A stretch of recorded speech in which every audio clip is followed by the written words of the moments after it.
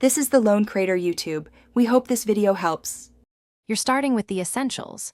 Make sure your audio interface and project sample rates match, because mismatched rates force resampling and delay.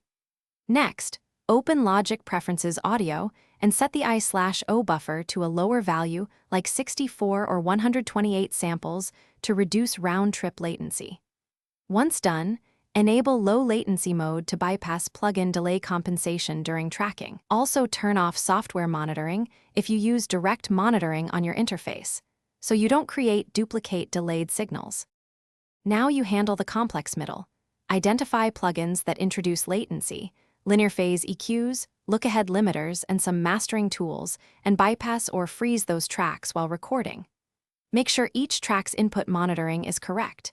Use the I button only when you need Logic's monitoring.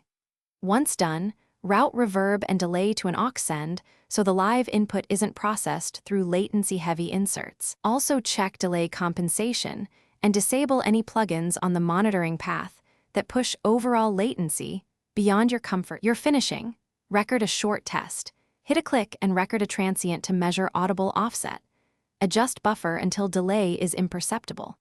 Make sure low latency mode is on for recording and turn it off when mixing to restore full plugin compensation. If you still hear delay, reset Logic's audio preferences, update or reinstall your interface drivers, and try the same interface in a new project to isolate settings. One key troubleshooting tip: create an aggregate device only if necessary. It often adds complexity and delay. Thanks for watching. Consider subscribing if we helped you.